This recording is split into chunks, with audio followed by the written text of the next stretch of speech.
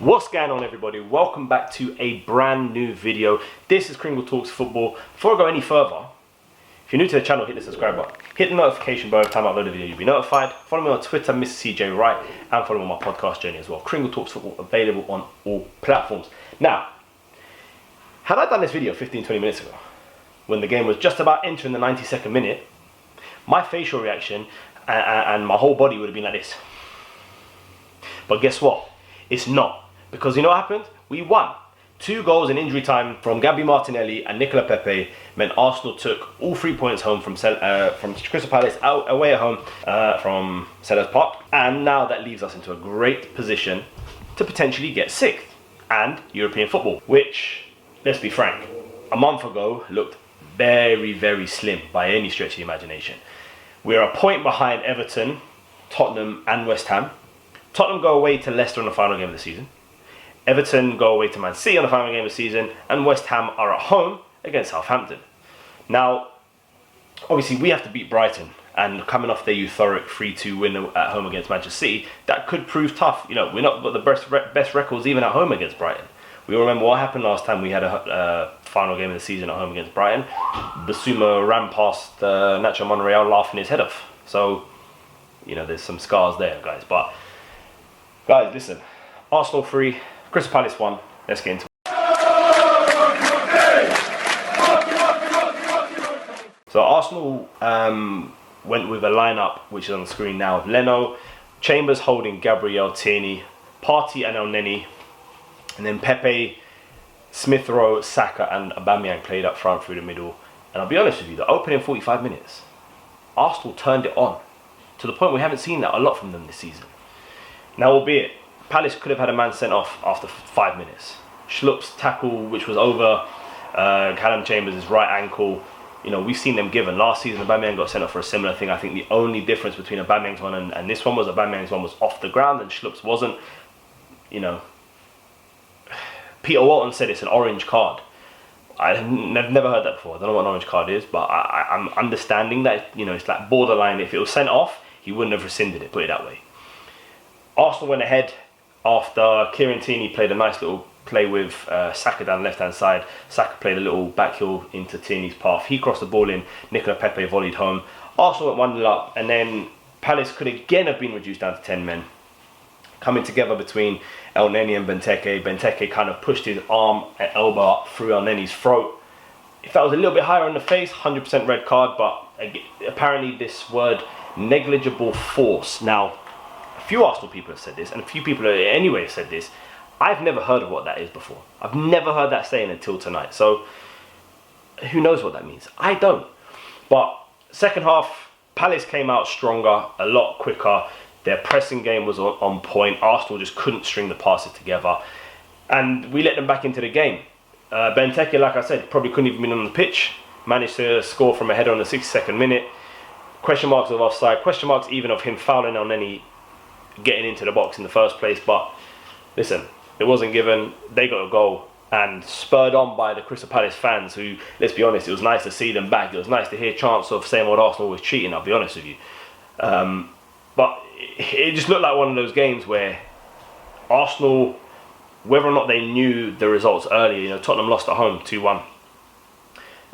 And whether or not they knew about the different results in and around them, around the team, I don't know. But they didn't necessarily show the same level that we were going in trying to win this game. And that was a little bit of an issue with me because regardless of where you are in the league, you want to put in a good performance, right? And, you know, the sentimental side of it, the fact that it's Roy Hodgson's final game as Palace manager at home, you know, it spurred the crowd on even more. But thankfully, 91st minute, Martin Odegaard whipped in a beautiful ball to the back post. Martinelli came in, managed to get a touch away from the right back, I think Joel Ward, and then managed to slot it home, made it 2-1. And then a couple of minutes later, 95th minute, Pepe got the ball up on the right-hand side, ran through, dribbled through, pace power, bottom corner, made it 3-1. And actually, the comfortable result, as it were, wasn't as comfortable viewing, I must be honest, especially that second half. You know, so I usually do my good and bad performances. I thought Pepe was the standout, if I'm honest, because 2 goals, played really well. And I was saying to my cousin that he didn't have too much of a great game in that second half. I kept saying to him, he ain't really doing anything in the second half. And, you know, I was rightly told that he didn't really have much to do the second half, if I'm honest. But he managed to get 2 goals, win us the game.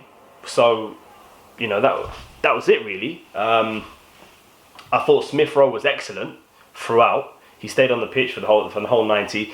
I thought he was fantastic. And it just, you know, spurs us on that we need to be signing this man to a new long-term deal.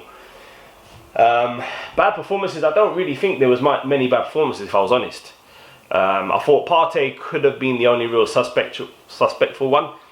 His passing was a little bit off, although at the same time some of his passes were just fantastic. There were some key passes he made through the middle of the park, beat his men quite easily as usual, and sprung it out to the right and left hand side. So I thought it was a bit of a mixed match game for Partey as usual. He just kind of had an Arsenal game, let's be fair.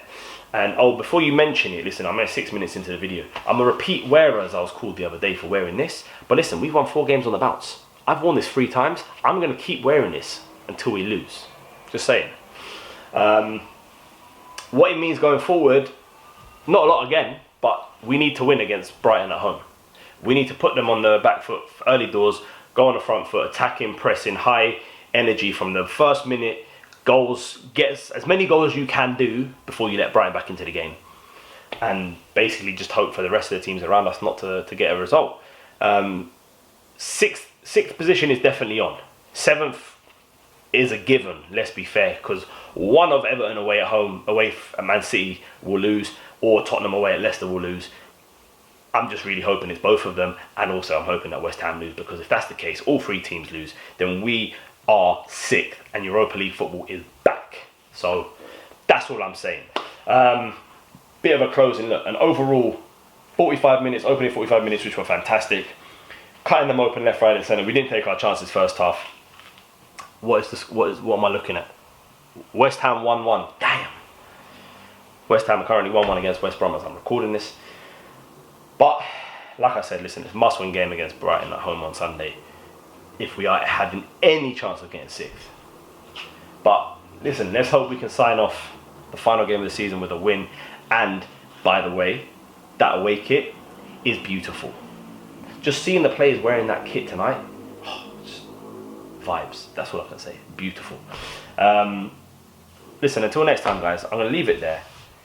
Like I said at the start of the video, if you're new to the video, new to the channel, hit the subscribe button, hit the notification bell every time I upload a video, you'll be notified. Follow me on Twitter as well, at MrCJ Wright, and my podcast, Kringle Talks Football. Until next time, guys, let's hope we can take this performance, or at least like the first opening 45 minutes and the last 2 or 3 minutes, into the next game and win. Take care.